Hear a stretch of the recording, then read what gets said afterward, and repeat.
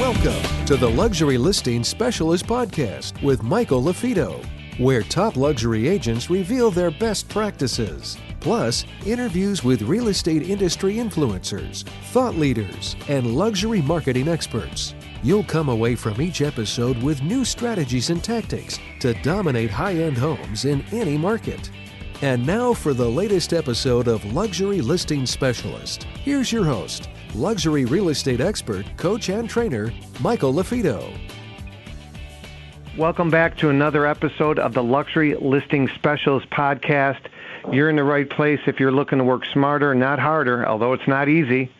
If you're looking to work smarter, not harder, and increase your average sale price, you're in the right spot, whether you're a team leader, a broker owner, or an individual agent, whether you're a seasoned veteran or a newbie agent with a large brokerage or an independent. And I'm your host. My name is Michael LaFido, and you are here, and we have an exciting guest. But before I introduce our guest, if you have any questions about today's podcast, or you want to suggest a different topic, or you have a question on something we've covered on other podcasts, shoot me an email, michael@marketingluxurygroup.com, michael@marketingluxurygroup.com. And, oh, by the way, if you are getting value from this podcast, please leave us a review on iTunes or Stitcher. We don't have enough reviews out there, although we get a lot of people telling us, oh, I heard your podcast, I heard this. Again, please don't keep us a secret. I appreciate it. And if you have our book, make sure you leave us a review on Amazon. Again, our book, Luxury Listing Specialist. All right, let's get right into today's episode. I want to introduce my guest and give you a little background. We were talking a little bit before we started this recording on when we first met, and I believe we both met at a Century 21 National Conference down in New Orleans. I presented down there. So did John, and we've stayed in communication for 8 years since then. And I love what he's doing. He comes from a place of authenticity, and he's got a great heart, and he's a stand-up guy. I got Jon Cheplak here. John, you there? I'm here, buddy. Pleasure to be here with you. John, it's a pleasure to have you. You coach broker owners, team leaders on recruiting, on retention. You're also a one-on-one coach for some major top agents and team leaders and CEOs in and outside of the industry. And you're doing some amazing things. I just ran into you at the Inman Conference in July, and you were sharing with me your keynote speaking schedule, and you're all over the place as far as traveling. And I really appreciate what you're doing for the industry, and raising the bar is something I always challenge agents to continue to do that, and you are doing just that. So first off, thank you. It's a pleasure to have you. It's a privilege. Thanks so much for inviting me on, and hope I can contribute some value to your great podcast here. Well, you will. I know it. So the first thing we wanted to talk about, we're going to cover two topics today. The first thing is overcoming setbacks, whether that be personally, whether it be business, whether it be in your marriage, physical setbacks, whatever it might be. And then we'll end the second half of the podcast talking about, like Tony Robbins says, success leaves clues. So, you're coaching a lot of producers and CEOs, and love to dive into a little bit of that and what you see some commonalities are, what they're doing, and some of the tips and suggestions you have for the listeners as far as that are repeatable and that blueprint. So from a setback standpoint, going to the first part of today's show, you're hearing from different perspectives, experienced agents, CEOs, large producing agents. I'm talking $100, $200, $300 million plus producers as far as sales volume is concerned, and then even yourself personally. We all overcome different kinds of setbacks, and you've shared with me in the past some setbacks that you've had, and I've always admired the fact that you're open about it, but you didn't obviously dwell on it. It was a learning experience, and you're making the world a better place because of that, John. And so, do you have anything to add as far as either personally or some commonalities you see from individuals that are successful today because of perhaps a major setback they had previously in their life? Sure. I think that, and I love going here because we're in an industry, and whether it's entrepreneurship or someone that's a CEO of a corporate America company or anything like that, we're so programmed into this space of strategies and tactics and sales messages and, all the science of business. And it's actually an impediment to most people because the most important part of business is the art. And I don't care what type of business you're in. The bottom line is we're in the human resource, human development, human attraction, human behavior business. And so when you take a look at that, well, let's take a look at human beings. We're all flawed. And so it doesn't matter how perfect the model is or the form or structure. There's so many great books that you can read on how to run a business. A principle taught to me many years ago by my mentor was everything that's going on privately will show up publicly. And so what I've found is that, and I'm not saying it's good or bad. It's just my observation in our industry, and the neat thing in being able to coach a lot now outside our industry. We always think that the solution, or we've been trained or programmed, or I can just watch and observe it, is we think that more training or more information is going to solve something. In other words, putting more layers on top of something or putting more layers on top of people.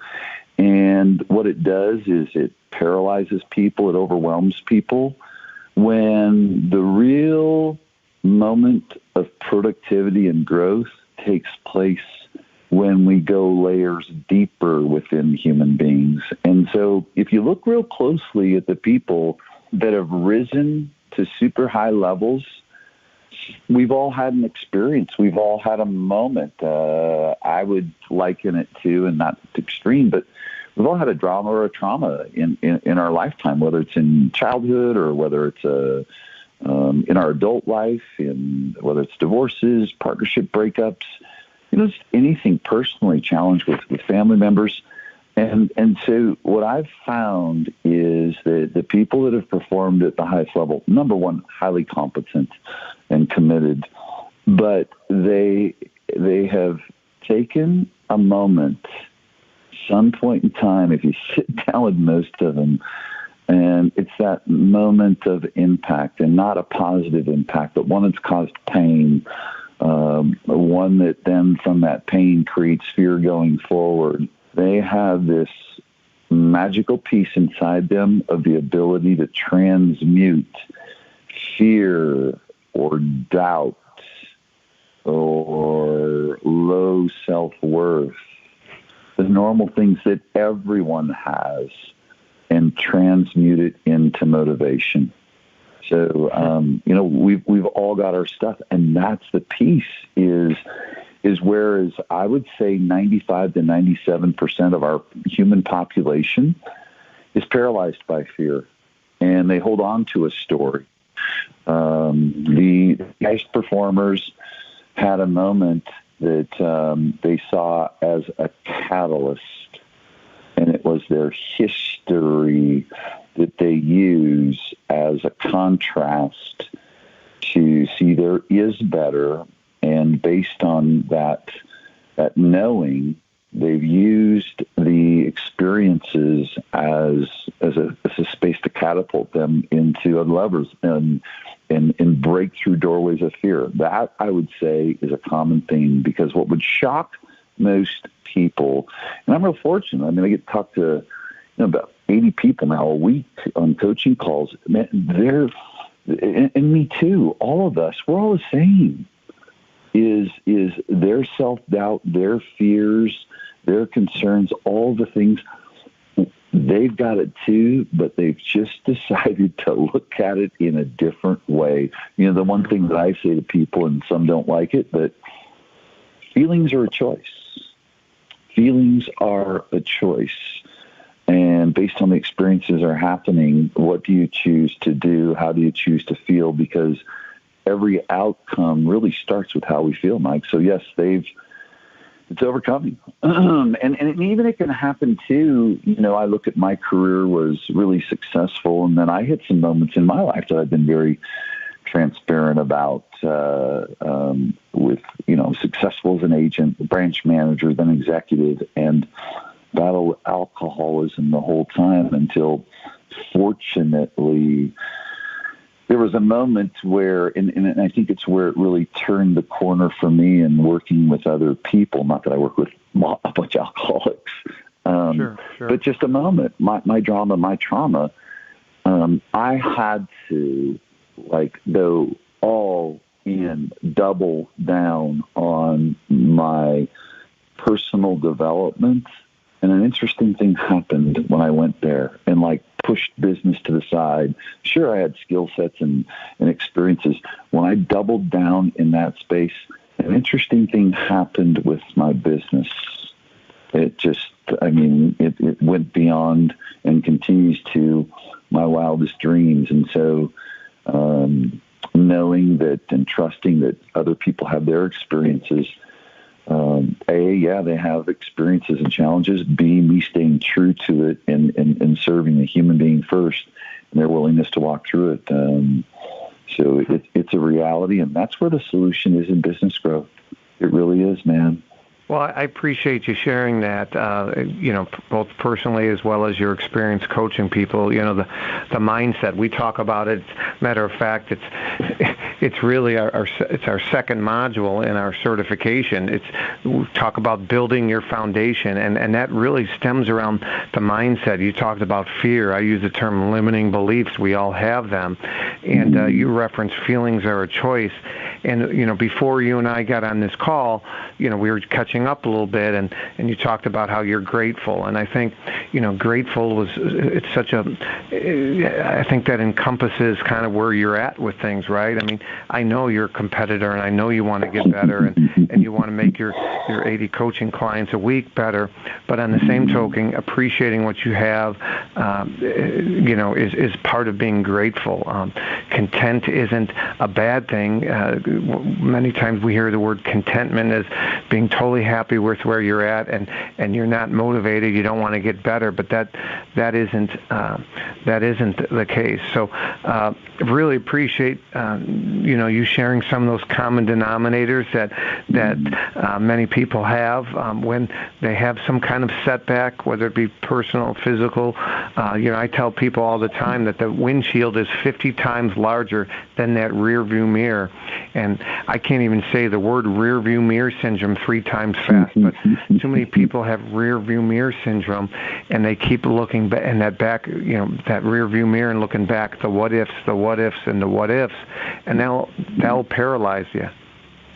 Well, it will. And I like the word you brought up, grateful, and then we hear the lessons in gratitude lists, and a lot of times think, you're just a polarizing guy and go to the opposite. Well, I go to the fact that everything has its duality. And so I look at things from both perspectives. So the first part is many people think that gratitude and gratefulness is a feeling. And sure it is, but actually it's an action word. And that's one of the pieces that I look at personally. And as I work with other people is that, okay, so you're grateful.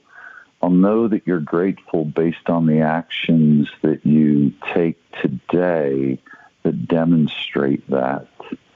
You can write down a list of what you're grateful for. People, I'm grateful for my health. Okay, and everyone has varying degrees. Certainly everyone knows, not everyone, but fitness and nutrition is important to me. Doesn't mean that someone needs to be at my level. But you can look at general habits of our society. My goodness. I think that you're saying obesity is the number 2 killer in the U.S. And people we have over 50% obesity rate. And I have no judgment to it. It's a struggle that people have. It's a struggle I had with alcoholism. But it's a matter of taking the things we're taught, such as gratitude, and then going underneath it and saying, okay, how can I demonstrate that today? Not just feel it, because feelings are great, but now it's taking that feeling and putting it into action. So that's number one. And a good duality. I love, I think it's great you brought up the rear view mirror versus the windshield. I think that, and it's not disagreeing with what you're saying at all, just kind of expanding on it. Sure. Is that our future's in our past, actually.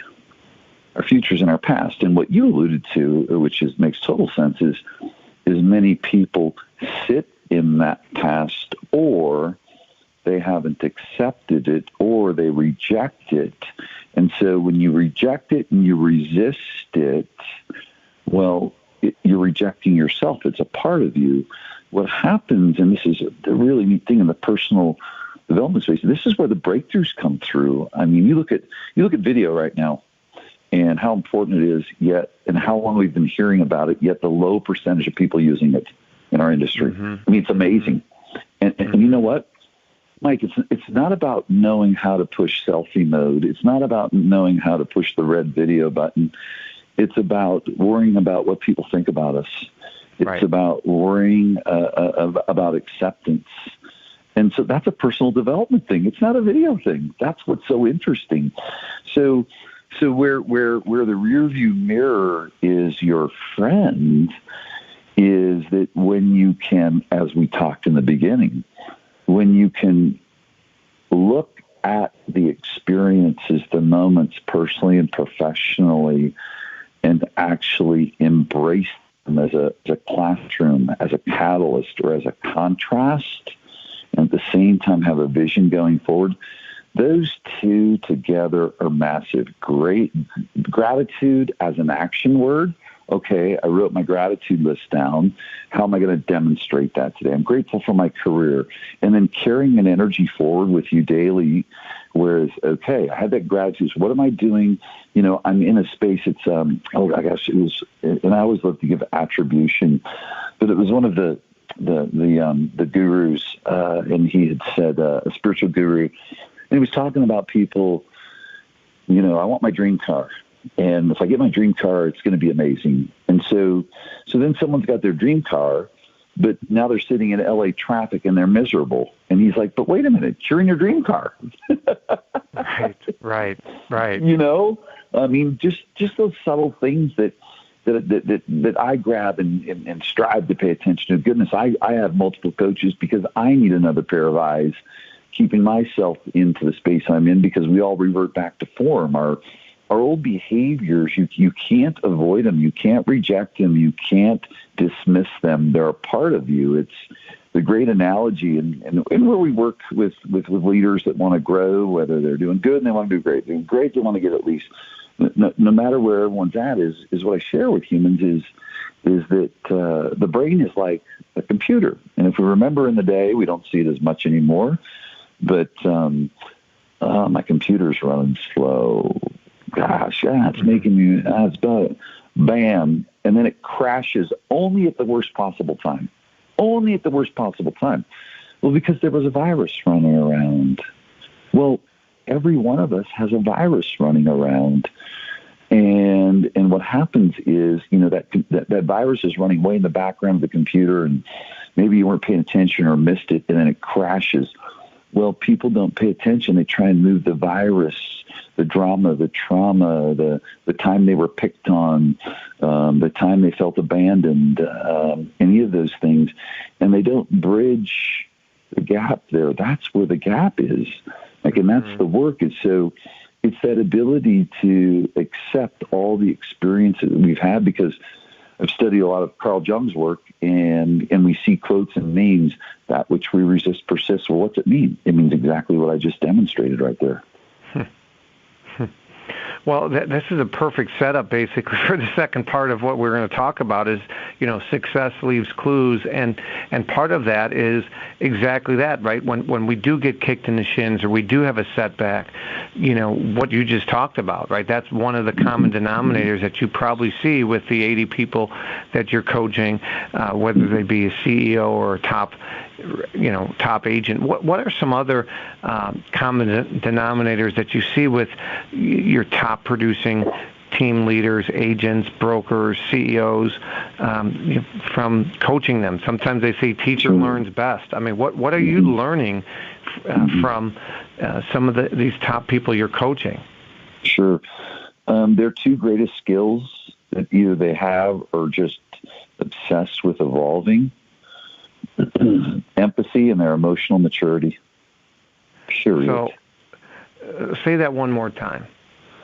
Empathy and evolving their emotional maturity. Because their blind spot is, of most elite performers, had the conversation twice today. I started at 4 a.m. on my coaching calls and was reminding them of their blind spot, that the people you lead, we think unconsciously that the people we lead hear, listen, process, think, and act the same way we do. That's the number one blind spot of leaders. And it's just like marketing, and I'm talking to one of the best marketers in the industry right here, and you get this.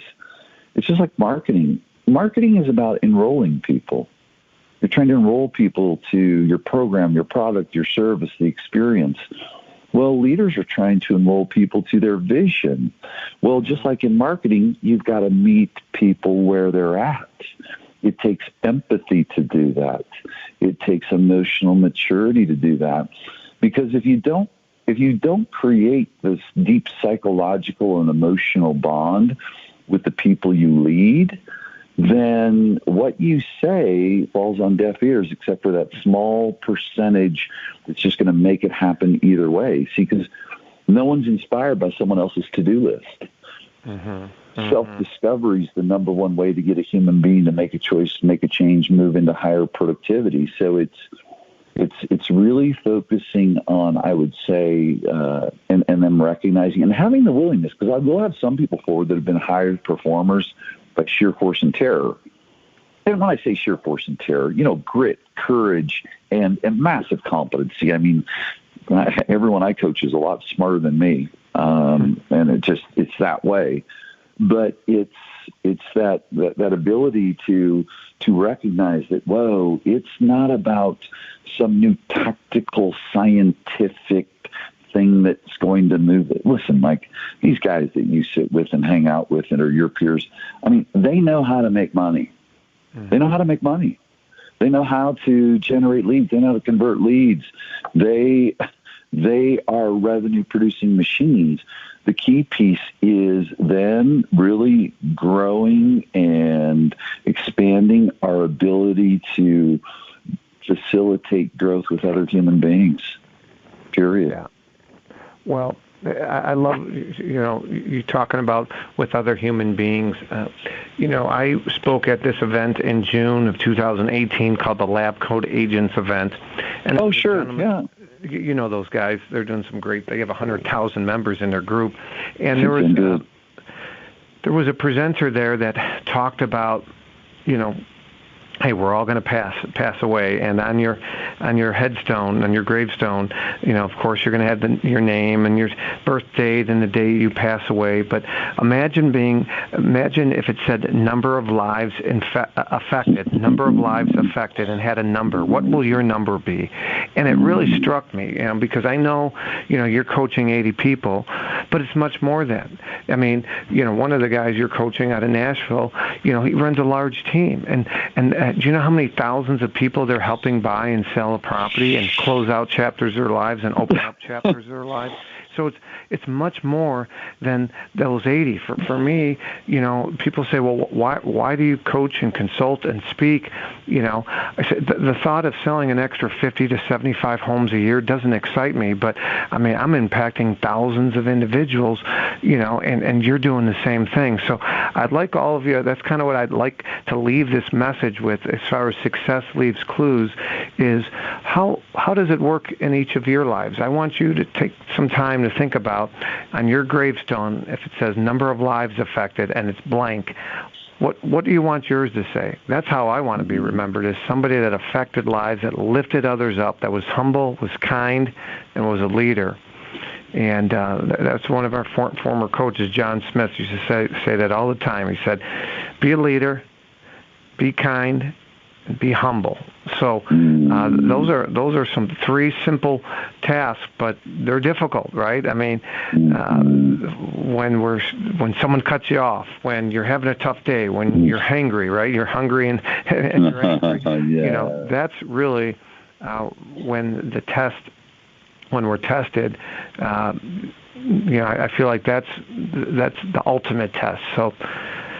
Really good. We got deep today, John. I really appreciate all you're doing. For anybody that maybe they're a broker owner or a team leader, they're looking to recruit more, or they're interested in hearing more about your coaching services, what's the best way for somebody to get in touch with you, John? Sure. Best place to go is cheplaklive.com, which is my website. And then Instagram is also Cheplak Live. And then I'm going to spell that for you. That's CHEPLAK live, LIVE.com. Yeah, that's the best place to do it. And then the second, as you know, I'm very active on my personal Facebook page, and so hanging out there. Awesome. Well, keep raising the bar, lifting others up, and making the world a better place. Appreciate all you're doing, John. Appreciate you. Thank you for the opportunity, bud. You're welcome. And again, if you have any questions about this interview or anything else that we've covered in previous podcasts, or you want more information on our services, our certification, our speaking, our training, etc., shoot me an email, michael@marketingluxurygroup.com. We just launched our new website. So check it out, luxurylistingspecialist.com, Luxury Listing Specialist. I'm your host, Michael LaFido. Keep raising the bar and prove others wrong. Have a great day.